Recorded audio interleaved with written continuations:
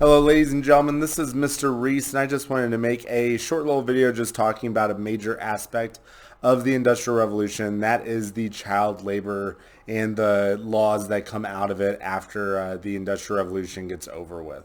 So with that being said, let's get started on it. You guys should, by the way, have a nice sheet to go along with this. This is the last part of this whole entire deal. So we will be talking about each of these different videos, specifically, or not videos, but questions, specifically these right here. You're going to have to add an image.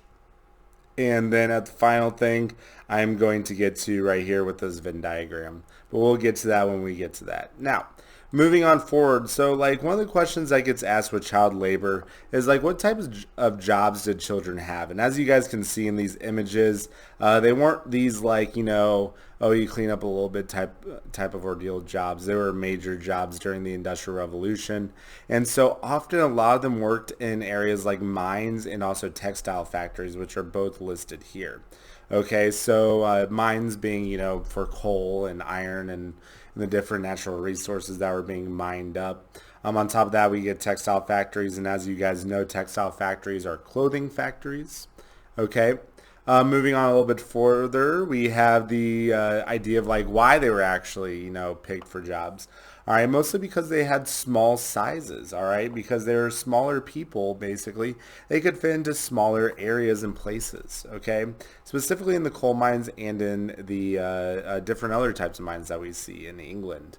All right, they also, you see these big heavy machineries. Let's say that a part of it breaks in the middle here. All right, these children can actually sit there and like get their really small hands down those little small crevices.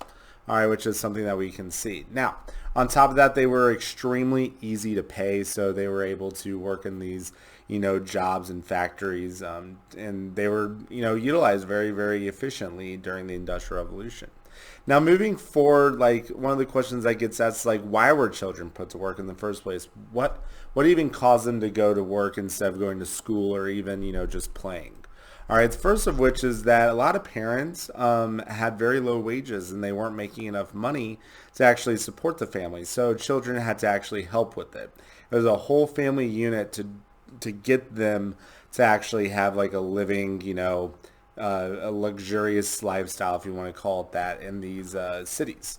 Okay, so on top of that, a lot of families ended up moving to cities, and they came from farms. And one thing that a lot of people forget about is that a lot of these families worked on farms, and the children helped out with farms. So when they came to the cities, the kids were already kind of expected to try and find a job there, all right, because they had a job already, working on the farm.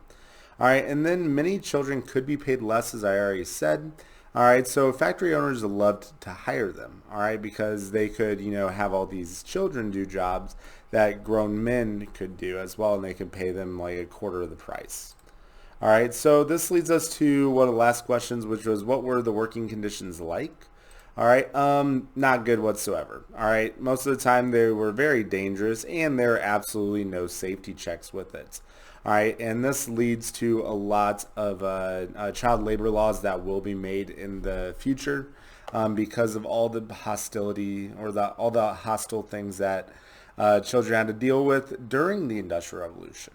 All right, and many of them were forced to work these like really long hours. All right, and they were very low on wages. Again, I already said that, quarter of the price of a male a child could work for.